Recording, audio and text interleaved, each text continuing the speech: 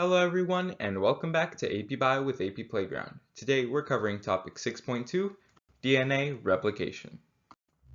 Today we need to discuss the mechanisms by which genetic information is copied for transmission between generations.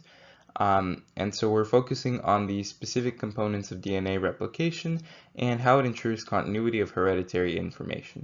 And our suggested scale of visual representations 2b explain relationships between characteristics of biological models in both theoretical and applied contexts.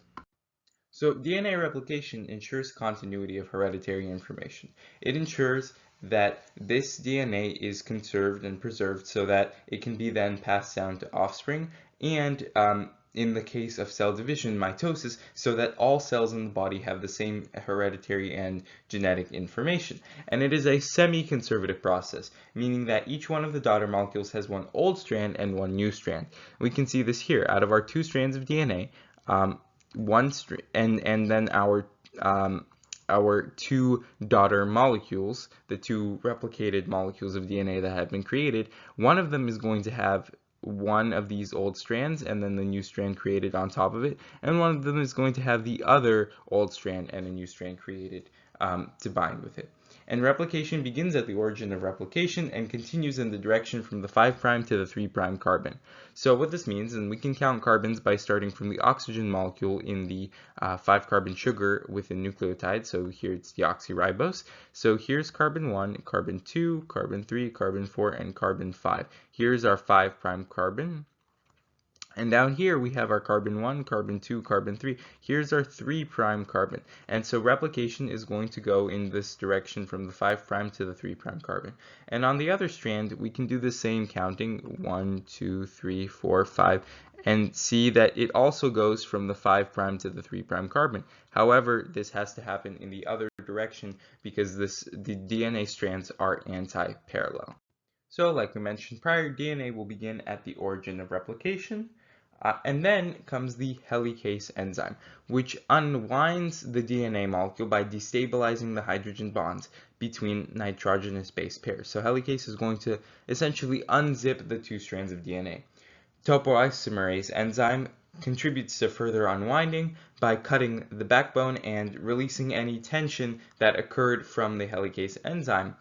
Then DNA polymerase, which is the most important enzyme here, DNA polymerase is going to bind free nucleotides. So essentially it's going to take nucleotides that are not part of a DNA strand, that are just free, and it's going to bind them according to our base pairing rules of apple tree, AT, and car garage, CG. So these free nucleotides are going to be taken in from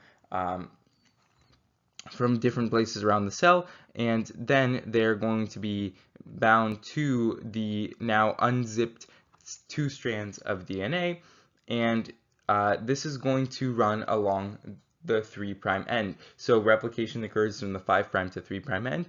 That's how DNA polymerase is going to add these nucleotides on to the strands, and it requires RNA primers to start this replication process. And you can see here that here where we had our, for instance, we look at this base pair, which was AT, adenine thymine, and then when we have our two strands, then this new DNA molecule is going to retain its adenine from the original, and then this DNA molecule is going to retain the thymine from the original. Now the base pairs mean that there's going to be the same exact DNA. It's just been replicated in the exact way that it used to be. However, these are nucleotides that came from free nucleotides. They were not originally part of a DNA strand before they were bound by RNA polymerase to become these two new daughter molecule DNA strands.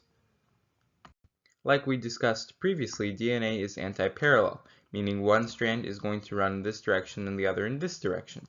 And so this strand can run from the 5' to the 3' carbon, and so will this strand, but they're running in opposite directions. And so DNA replication runs continuously along the 5' to 3' strand. This is the leading strand, the one that follows the replication fork. So over here, for instance, you can see our replication fork. That's where the helicase enzyme is going to be unzipping the DNA. And so DNA polymerase can easily run across this strand that is following the replication fork as it unwinds the strands of DNA. However, the other strand runs in the other direction. It is known as the lagging strand. And so in order to replicate 5' to 3' carbon, which is how DNA polymerase replicates DNA, it must be copied in segments known as Okazaki fragments, which are then sealed together by ligase. So when we're replicating DNA in the direction away from the helicase enzyme and the replication fork, then DNA polymerase must do so in fragments known as Okazaki fragments.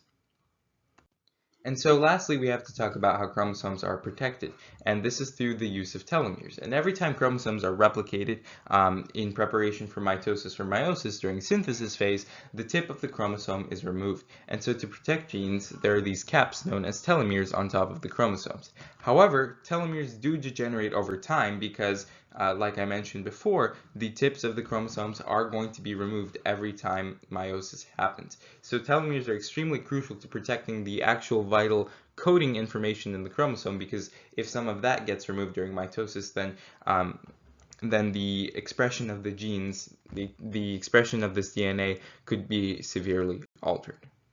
And so you need to know the steps and enzymes used in DNA replication, including helicase enzyme, topoisomerase, DNA polymerase, and also leading versus lagging strands.